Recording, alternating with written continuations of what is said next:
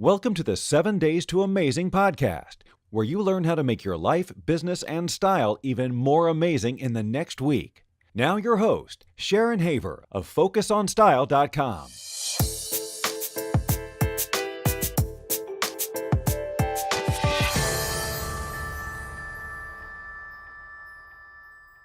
Hello, Chicsters. I kind of groove into that music. I kind of like my little intro sound. It's sort of, loungy, kind of moody. Anyway, I am Sharon Haver, and you are about to be amazed. I have a very special guest on today's episode of 7 Days to Amazing. Kathryn Weber helps people create successful lives by creating successful environments. She is one of the leading experts in Feng Shui on the internet with her world-recognized Feng Shui E-zine, the Red Lotus Letter. The Red Lotus Letter is one of the most popular and longest-running Feng Shui E-zines on the internet. It helps people earn more money, improve their health, and attract and maintain loving relationships.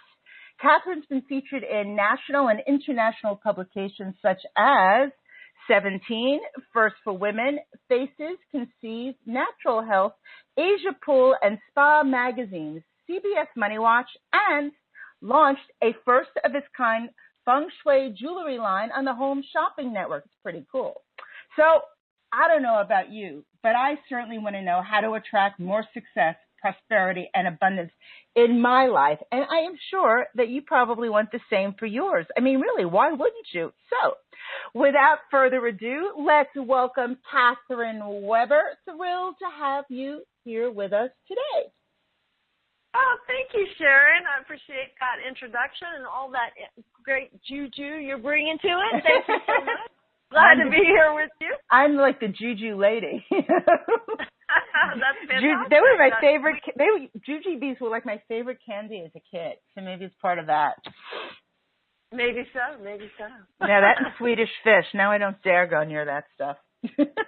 Oh, it kind of sticks and it gets stuck in your teeth, doesn't it? It sticks and it gets stuck in your teeth. And now I heard that they make it with all sorts of creepy things and it's sugary. But every once in a while in a movie, it's like I don't even want. It's kind of weird. But every once in a while in a movie, like if the person next to me happens to have one, I'll find my little hand like grabbing over to it. It's like an impulse reaction. Well, we're still inside 8 years old, aren't we? Yeah, all the time. So, and 8 years was definitely before I actually had to go to the dentist, and I had no cavities then, and I still have no cavities now, so I'm kind of trying to keep it that way. Wow, impressive. Yeah, well, but I have all sorts of other teeth issues, so it doesn't matter. But tell me about you. Like, how did you become you? How did you I know you have this really cool background of how you fell into Feng Shui and where you were living, so maybe you want to start telling us a little bit about that and how you became you and the Red Lotus Letter. Well, sure, yeah. So right now I live in Austin, Texas with my husband and 17-year-old son. I know you and I both have 17-year-old sons. Yep. And just loving life down here. But I got started when I lived on a remote atoll in the middle of the Pacific Ocean. And I do mean the middle, like exactly halfway between the U.S. and Australia. And since I was already that far around the world, I just said, hey, I'm going to go travel around Asia. And when I did, I learned about Feng Shui. But, of course, my Western mind was like, come on, really? You're going to move stuff around in your house and things are going to happen? Are you kidding me? But then fast forward I get off that rock, the pimple in the Pacific, as we used to call it, and because I actually met my husband there, and we moved back to Texas. Yeah. It was pretty cool because this little island was only 2 miles long and a half mile wide, and it had 1,000 men and 100 women. And my job, how about those odds? But I still tell my husband he's a 1 in a million. So anyway.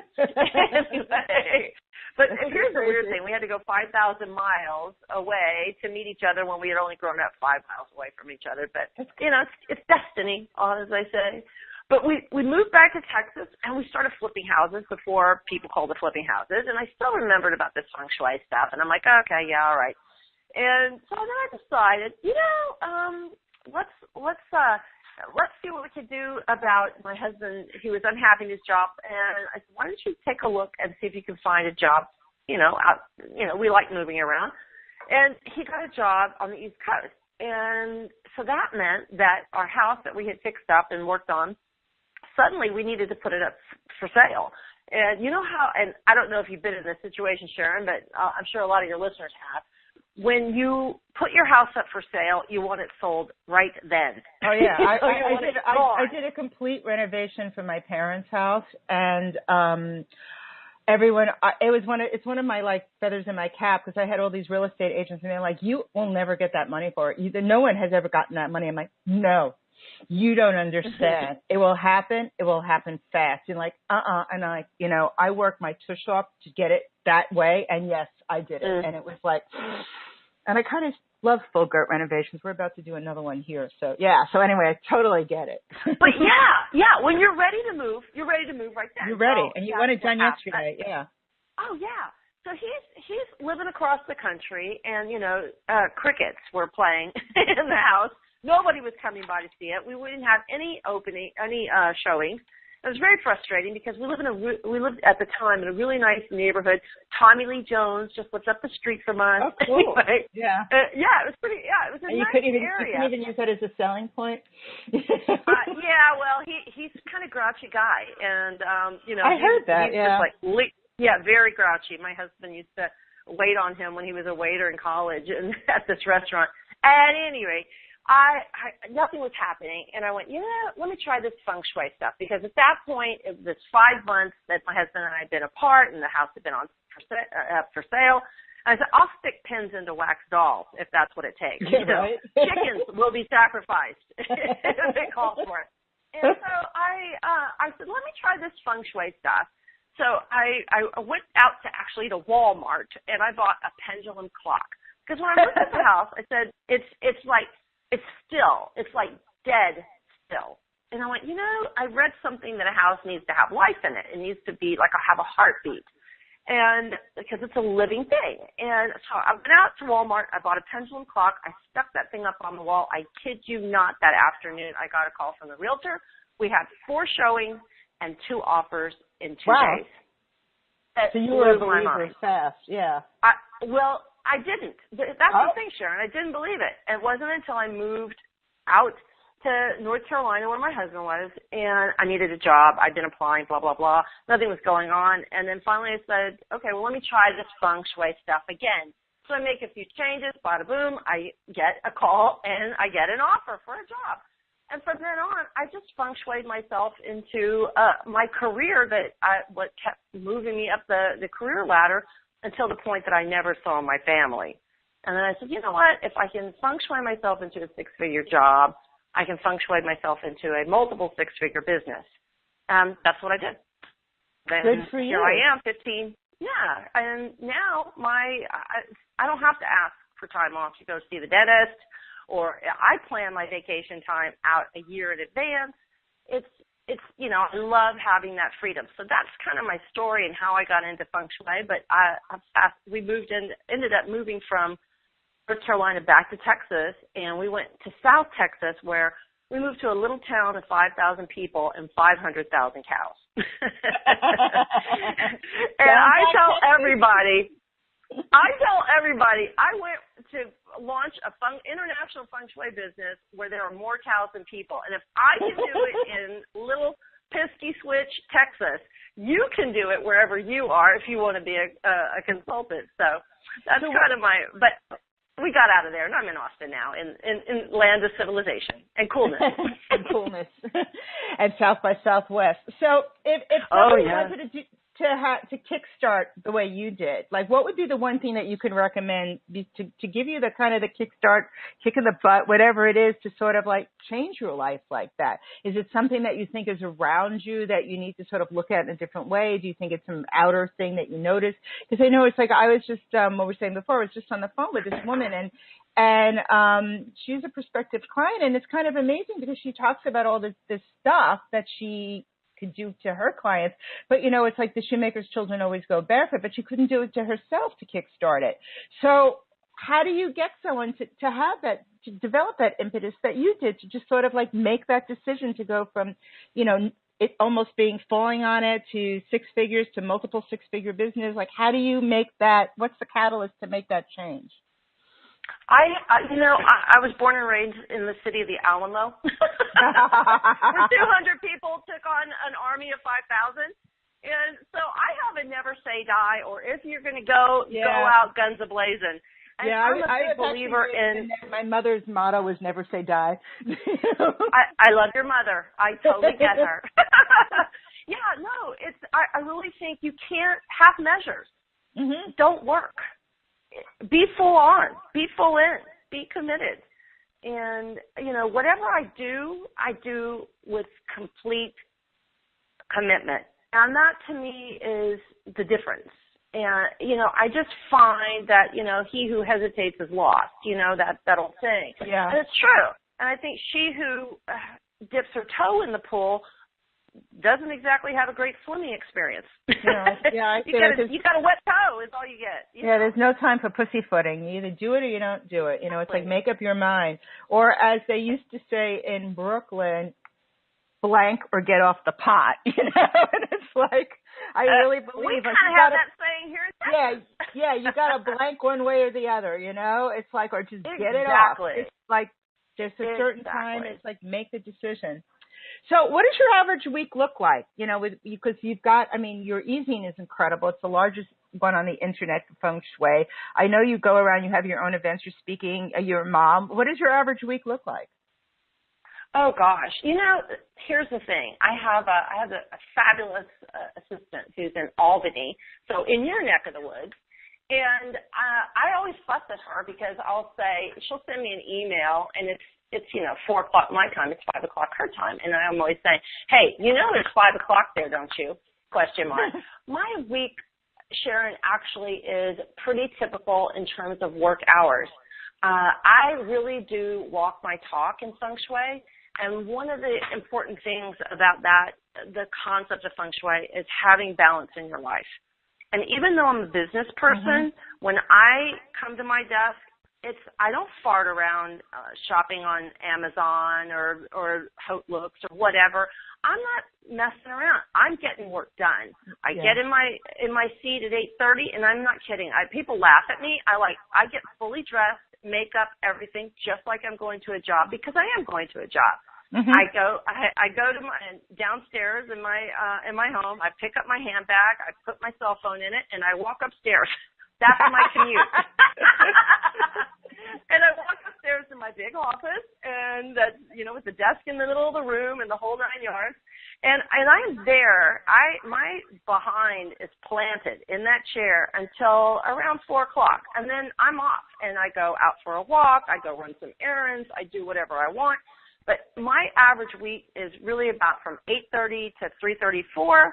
And you will never catch me texting or emailing business stuff on the after 5 or on the weekends. My personal time is my personal time. So that's I have a pretty average, I think, work week. Now, does that mean that I need to get an appointment to get new eyeglasses or something like that? Yeah, I sneak that in the week. But my average week is pretty much a regular work week. Yeah, I do the same thing. I try to I kind of need to get out earlier in the day, like 2 o'clock. Like I got to walk Mr. Poodle or something and get some air. But I am a shoemaker's children who always go barefoot. I don't always get dressed up every day, even though I'm in the style business. However, I know that once I leave to do something, I just layer it up and pull it together and put on my shoes. I just always work barefoot. It's the weirdest thing. I have hundreds of pairs of shoes. But I always work barefoot. Yeah, always.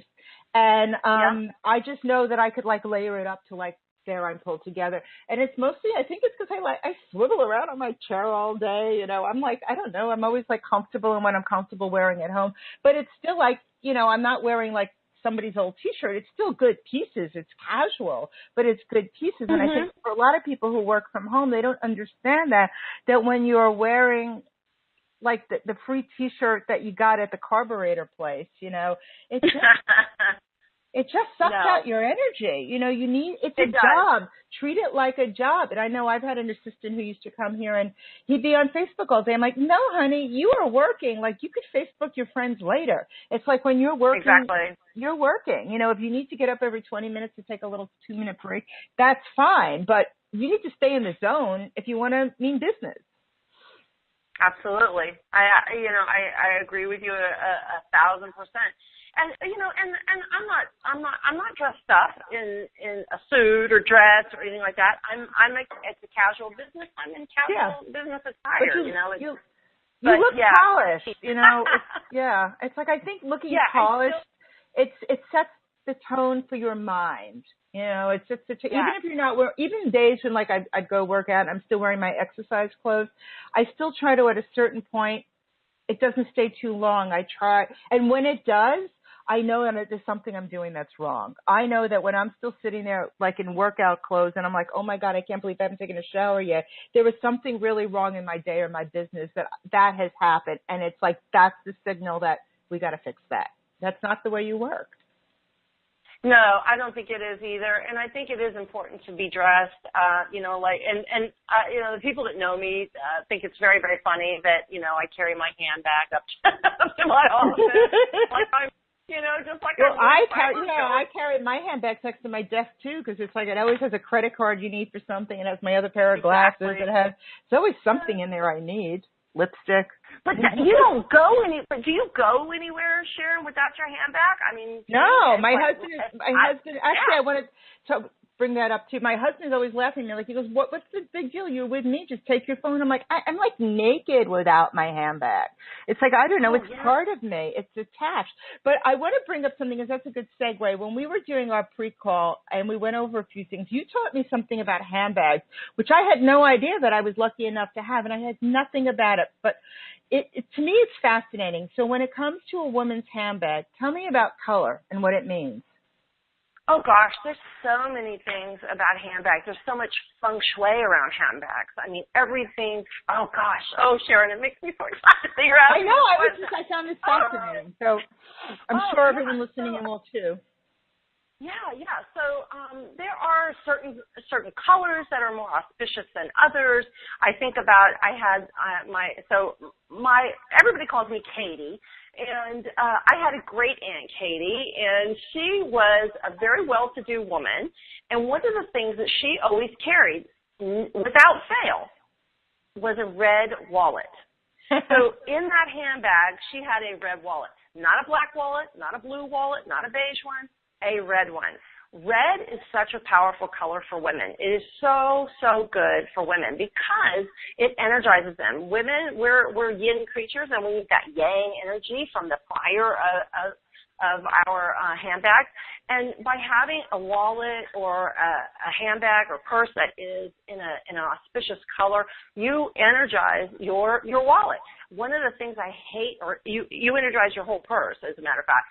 One of the things I really hate to see, and I see it mostly in the South and the West, and obviously a lot down here in Texas, and that is a lot of women have these handbags that have a cross with rhinestones on it. Oh, yeah. Yeah, I know you must be like rolling your eyes. Yeah, I have a place in Wyoming. I'm very familiar. It's Corral West and Boot Barn, and the bling. Yeah. But and there's nothing wrong with little Western bling. Here's the thing, though. What is the sign with two fingers that somebody holds up whenever they see a vampire? They make a sign of a cross. So I always tell women, whenever you have a purse with a cross on it, that's saying money, stay away. And so money, stay away. Well, what do we want money to do? We want it to come to us. We want it to be friendly to us. So one of the ways we do that is by carrying a handbag that is an energized handbag, and a red one is an excellent one. A black one is particularly powerful. Black is the color of money and wealth and prestige. Black is the deepest color of water. So, and water is wealth. So black handbags, blue handbags are very auspicious. So are gold and red. Now, you don't often see women carrying yellow handbags or sometimes beige handbags. But, you want to have colors that are bright and clear and or rich looking color. So that depth of color is really important. Yeah, you told me that you have a black handbag with a blue lining. I have two. No, what's really crazy is I have two, and it's first of all, I have a red handbag with a little bit of gold hardware. I'm not much of a hardware girl, so I wear that all the time. It's like my favorite bag. But then my tote bag is, and I don't know if you go coming next week, but we'll see me because this is my new favorite bag. It's black and it has like a French blue suede lining. And when I got it, I'm like, another black bag with a blue lining, because my other bag, which is from a different designer, coincidentally is also a black bag with blue lining. But that one has silver hardware, and I know you were saying gold was better than silver for that kind of energy. But yes, I have two black bags with blue linings, and I have one red bag with gold trim. So I'm good. But my wallet is blue. That's excellent. I used to have a red wallet. Now my wallet is kind of like that blue jean blue. Okay.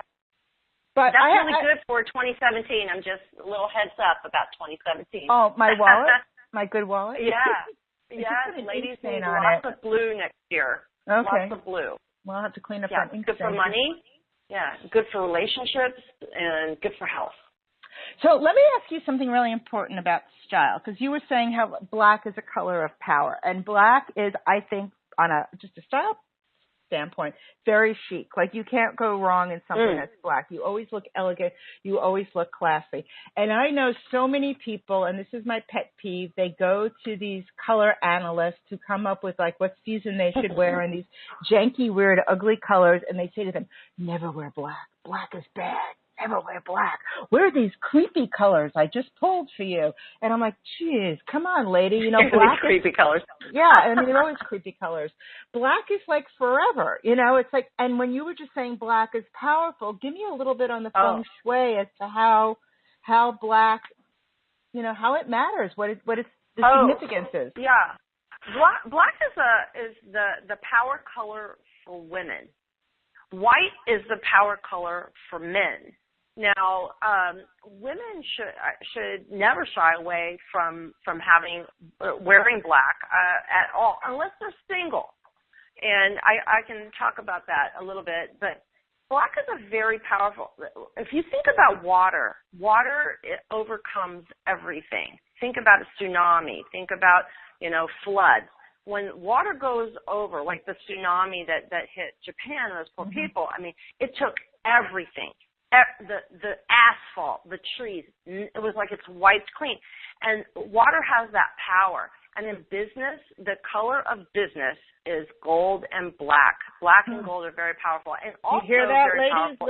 Hear that, ladies? Let me interrupt you. Gold and black. Sure. And then you also said red before. I mean, gold and black. Hear that, ladies? When you're doing, especially ladies who are speakers, and you walking in with these like weird, creepy regional colors, no, go for the power. Go for chic. Yeah, absolutely. And the other thing is white. White is very, it's also powerful in a different way. It has an attraction quality about it, especially for men. So if women are in power situations or important meetings where there are a lot of men or it's male dominated, they should wear white, because white is a male color. And the way that you can think about this, and this is how I always explain color in Feng Shui, is that when you look at a bride and groom, they're the perfect Feng Shui. The man, he is yang, and he's wearing a yin black tux. And the bride is yin, and she's wearing a yang white dress, right? I mean, everybody stands up when the bride walks in. Everybody pays attention. That white color commands attention. So when you have to stand out in a room, and you know, what is more glorious looking on women than winter white? Mm-hmm. And an affair with it's fabulous in the summer. And an affair with the dry cleaner. Yes. That would be the only problem. Yeah. I actually have a lot of winter white, and I just find that what's funny is when I wear white like that, I'm more careful during the day, and it just doesn't get as filthy as you would think. That you're just more conscious of where you're leaning your elbow or what you're doing, so you do sort of respect and honor the color. Oh, absolutely. And, but white is a very powerful color. So white and black and white, black, and red, those are, I would call the trifecta of power. And they're my favorite colors. Yeah, and add some metallic to it, as in, like nice metal. I'm happy. So let me ask you something. If somebody wants to make their week more amazing, like what's the one thing they can do right now to kind of have a more amazing week, to incorporate what we were talking about and to go deeper with you in Feng Shui? What would be like the one thing that they could say? Because I think we can't focus on too many things at a time, even though we like to be all shiny objects. But like, what would be the one thing that someone can do this week to incorporate Feng Shui into their life, their home, their clothing, their work environment? Well, I kind of want to go back a little bit to the handbag, and can we talk about handbags and then talk about the home? Sure. We'll cover the H squared. In handbags, we women need to stay very organized. We need to keep our handbags organized, and that's very important. Don't throw money to the bottom, like change. Don't throw it in the bottom of your handbag, and never throw candy wrappers and that kind of thing in your handbag. Don't treat it like a trash can. You will find some women's handbags have cookie crumbs in the bottom, and that kind of thing. And so it's very important that you treat your handbag with respect and your wallet with respect, because that is the financial symbol of your life, is your handbag and your wallet. So keep them organized and watch the clutter. Try to trim down all the credit cards to just the few that you use and that you absolutely love and that you use often, and then not, because you don't want to have one of those wallets that like flaps open and there's 44 credit cards coming out and you're sorting through. Get your financial house in order in your handbag, and that will spill out into your life. That will bring financial benefits outwardly in your life by organizing your financial life as well. Now, in your home, that the old saying, get your house in order. Well, it's true that if you can get your house in order, you can get your life in order. One of the important things that I like to do is make sure that there is a place for everything, that everything in your home has a home. So, for instance, some people they lose their bills. And we have a bill basket, and it's a really small basket. It's only like about 6 inches wide and about 5 inches deep. It's a small basket because why? I want to keep my bill small. I want to keep my money big, keep my bill small. And always stick your bills in there. Little simple things like keeping some order, instituting as much order in your life as you can, is going to make life, you're just going to move through your day. You're not going to be going, where are my keys and what did I do with my this? And what, if you have a place where your keys go, your handbag goes, your wallet, your sunglasses, and so on, and you can get in and out of the door without pulling your hair out and screaming at the kids and what are you doing with my, that kind of thing. It's going to make a big difference. I think, and doing that with keys is so important. I know, especially with men, they like come in and they put their keys somewhere, and you're like, wherever it goes. It's like, no, that's your key spot. That's how you don't get locked out of your house. You always go to that spot. Exactly.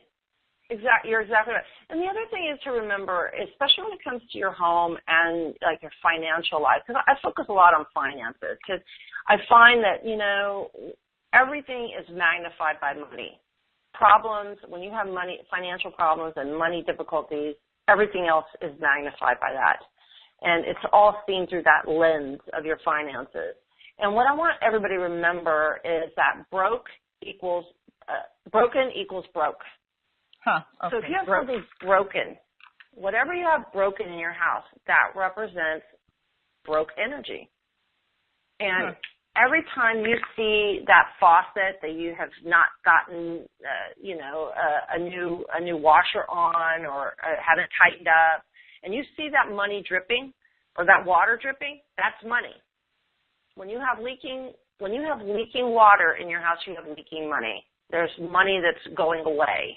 And so that's critical to be looking at your house from, how is this impacting my life?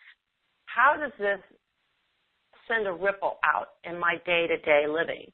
And so it's very important that we look at our homes as being an extension of ourselves, because our body holds our spirit, but our home holds our body. And so it's just another extension of us. How does this apply to people's offices or home offices? Because that's where you're doing business all day. Absolutely. So important. What's very interesting to me that I see with entrepreneurs, especially home entrepreneurs, is that they often, where do they put their desk? Up against a wall. Yeah, I know. Why is that? And why do they do that? Because that's where the plugs are.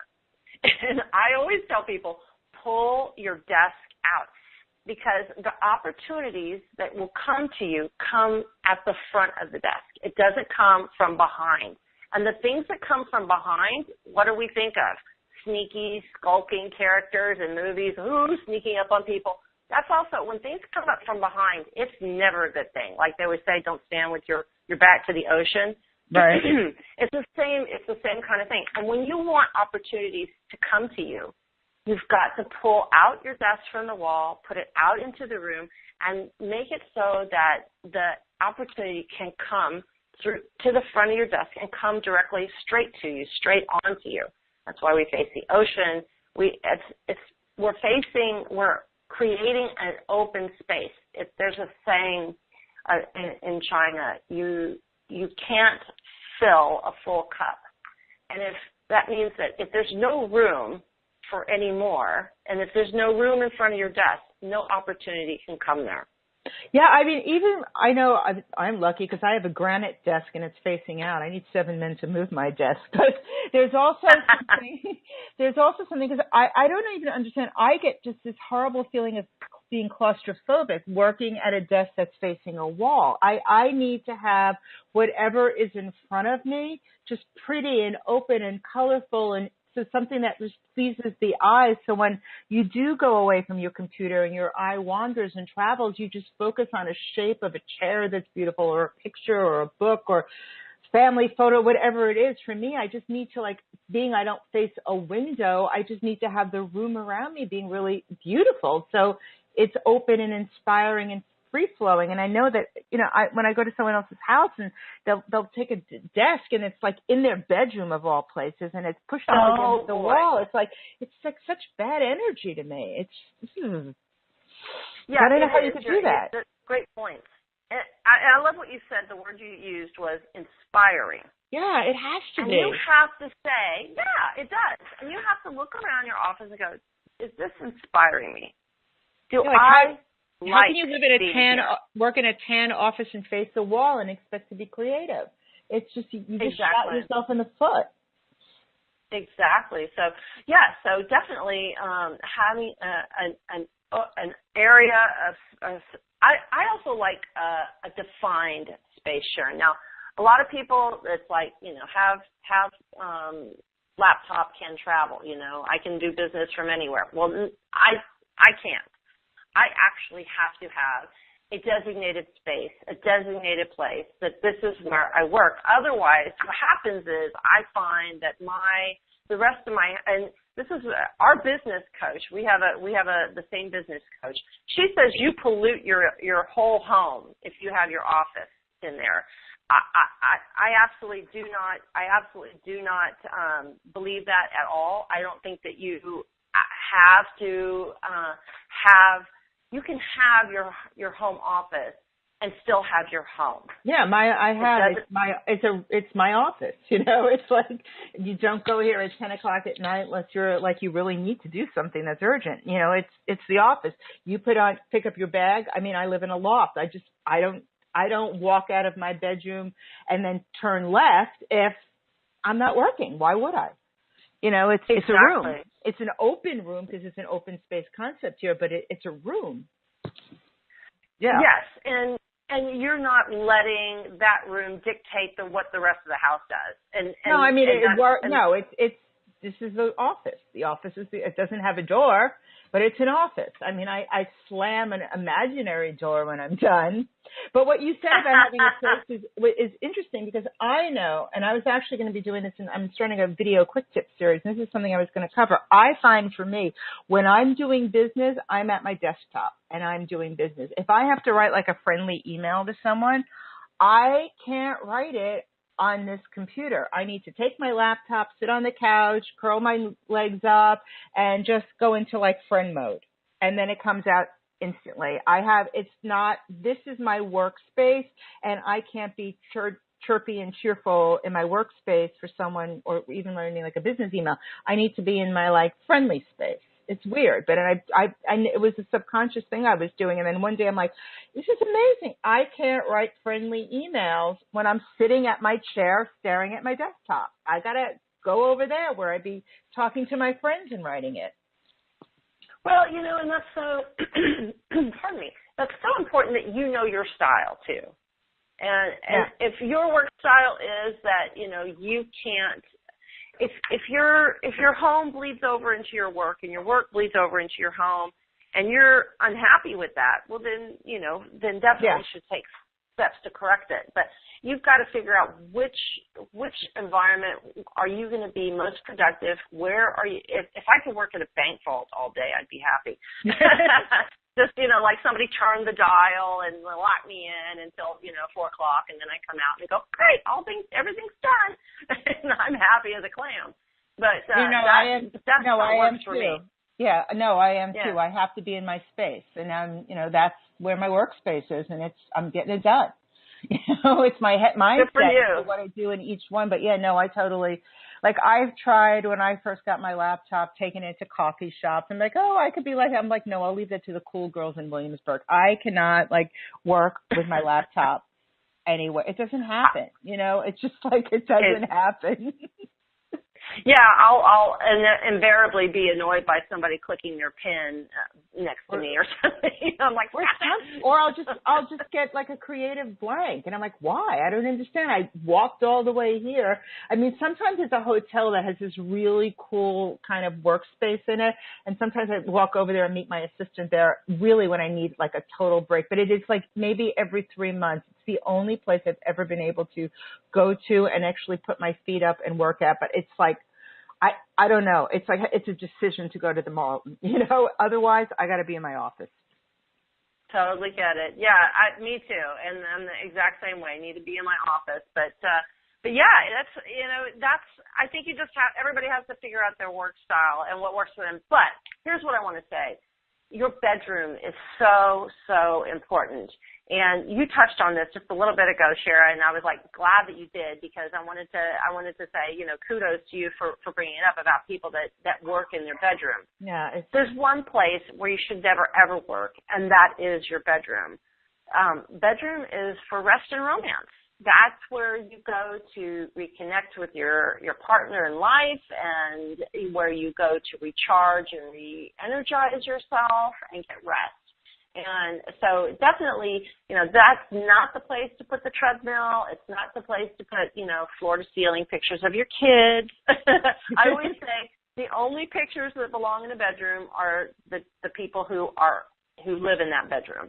And with the exception of children, parents' pictures in a child's bedroom is actually very beneficial and gives them a sense of security, and parents can subtly exert their parental authority. But but your bedroom is so important, and too many of us look at our tablets and laptops and our cell phones, and we do work from our bed, and then you kind of pollute that whole atmosphere for romance and also for rest too. I mean, and science backs me up on that it's not a good idea to be looking at LED light and from your tablet or your laptop while you're trying to rest and wind down for the evening. Or you start hearing those beeps in the middle of the night. It's like, ugh. I used to have some overseas people, and they would just start texting me, and I'm like, it's 3 a.m. I know, like, you can email me because that won't ding me, but don't, it's like once I hear that ping, I'm up. And that's it. Oh, yeah. It's just calling me, and it's just, no, it needs to be far away from you. so you can rest. Yeah, absolutely. So important that you just have a space where you can really disconnect. I know a lot of people who charge their iPhones or their cell phones next to the bed. I would even say try to take that out. Really just put your phone away unless you just, if you need to have access for health reasons or emergencies or that kind of thing. Yeah, we both have 17-year-old kids. Yeah, so I know that I've gotten into this habit of when he's out, I just charge it next to the bed because it's like, God forbid of emergency, I will hear it. Yeah. But if he's not out, no, it's not there. Yes, and I totally understand that and completely agree with you. And yeah, there are some times when you absolutely do need to have it, but try to minimize its impact on you. Yeah, I hide it under the bedside table, and I don't have that crazy overseas person calling me anymore. So it's just, it's basically I put it there and I wake up and I'm like, oh, he's home. Okay. And, and Mr. Poodle barks and says, up, he came home and there's the alarm. Exactly. Yeah, I know exactly what you're saying.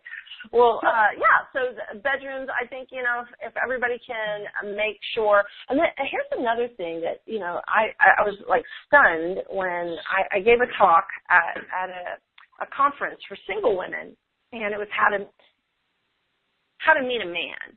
And when I asked everyone in the room how many women have a headboard on their bed, about 25 or 20% of the room put their hands up. You know what that means? No. 75 or 80% didn't have a headboard on their bed. And I can't say enough about, and I've worked with clients who are in Palm Springs, are in, Beverly Hills, very, very well-off people, and they can afford a headboard, but they can't decide. They're not sure. One woman, a client of mine, has an argument with her husband over it every time, so they've never picked one out. And I always explain that, it's so important that we are supported when we're sleeping. Do you remember the old Palmolive commercial? Madge said, you're soaking in it. Madge the manicure. Remember that? Yeah. Yeah. Well, and when you're in your bedroom, you're soaking in it. You're soaking in whatever energy is in that room. It really has the greatest impact on you, your bedroom. Your bedroom and your front door, that's like two vital areas in Feng Shui. So what does it mean when you have an elevator door on your floor? I always feel it's letting out energy. I guess it really depends on where it is in relationship to your front door. That is my front door. I have an elevator. Yeah, I know. I always feel it's like, I don't know, to me it's like a bad energy door, and it's like we argue about it. I'm like, it should have a door over the elevator. So I don't know. Yes. It's based on absolutely nothing, mind you. I don't have any background in it. It's just instinct tells me there should be a door over an elevator. So. Yes, I think a proper door is important because you do need to have a symbolic barrier between you and the rest of the world. Yeah, I would agree with you 100% on that one. So now single ladies need to have headboards. Is that what everybody needs to have a headboard, yes. And anything else, because we're almost towards the end of this, and I want to make sure anything else that they need to know right now that, tell us what you're working on, what you're excited about, or any other ways that they could come and find out more from you, because your site and your e-zine have so much information, and I could go on for 3 hours now, but I'm trying to keep to our time. So it's that's really sweet of you. I mean, I think this is just you are just such a wealth of information. So what do you want to sort of lead with, and how can people get more of you? Because you're just so full of such great juicy stuff to make your life better and, help your way, up your energy, and have good things and success come to you. I mean, who doesn't want that? I can't imagine, but I'm sure there's someone out there. I don't want anything good to happen. Yeah, I haven't come across that person yet, though. But, yeah, people can definitely find me on Facebook at facebook.com/Feng Shui Katie, all one word. And I usually put a tip up there on Facebook every day, so lots of good Feng Shui deliciousness on a daily basis. And on a weekly basis, I've been publishing my E-zine now for over 700 issues.